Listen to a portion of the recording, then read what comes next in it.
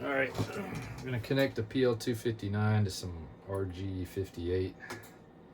So I got my RG58, my crimp, and this is a solder style. Solder the center pin and crimp the ground. So that's how we're gonna go about doing it. So what I want to do is I want to move this at least. We want to go at least the length of this, but I like to add a little bit extra, so we're gonna stick that out to about there. All right, doesn't matter, just a few inches hanging out the side of your stripper. We'll go around the strip a few times. Never can go too many times, and then I like to go back a couple turns on these cheaper strippers. Step one, let's go ahead and heat up our soldering iron. So turn that on, get that thing heating up. Then after we've stripped this, what it does is it takes the outer jacket, the inner jacket, and then also strips it back here a little bit for the ground. So we'll pull this off, that leaves us the center pin. And before I take this off, what I'd like to do is I'm going to take a little bit of this heat shrink, slide it on.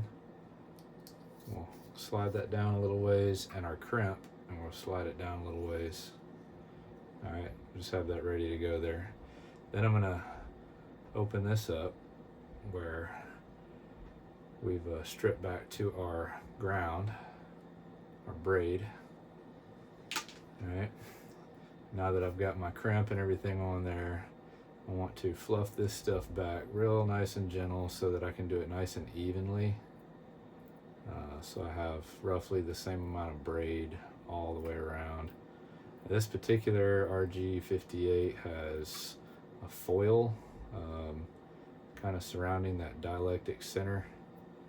So I'm going to pull all this braid back so it's cleanly out of the way. And then I'm going to try and strip that foil off that dielectric just to be sure I don't have any of it hanging over the edge and touching my center.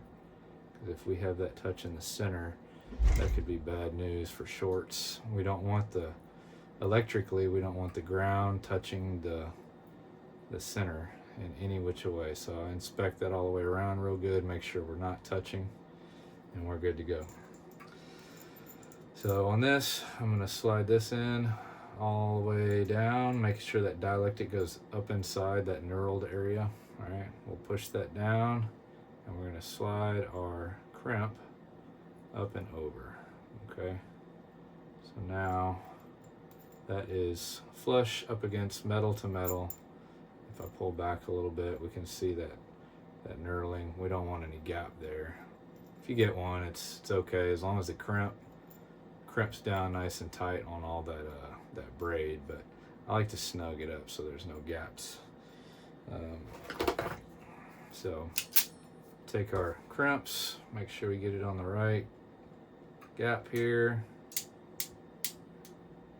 get it snug. We'll double check, make sure everything's snugged up and we don't have any gaps. We'll push this back and make sure we're all good to go. All right. Squeeze this, crimp it down real good. All right, good to go. We're crimped. I like to do it one more time. I just rotate a little bit and come down on a different section of the teeth. That way we get a nice tight crimp. Nice and electrically secure ground to ground there, okay? And I'll screw this back a little bit to expose some of this. And right here, flux is your friend, so, because we're gonna solder this. Go ahead and take me a little bit of paste flux, or whatever kind you like. This is actually not my favorite, but it works. This gel style. Get a little bit of that and kind of gob it up right there, just so we get nice clean flow. We want that solder to flow down inside to electrically connect all that stuff in there. All right, so what we'll do is take our iron, and you never have enough hands. So you've got some little helping hands that might make it easier, but what I'm going to do is kind of pin this to my chin. I'll touch it right here, start heating that up. Try not to drop it, and we'll touch some solder down into that hole. And just fill that hole up with some solder.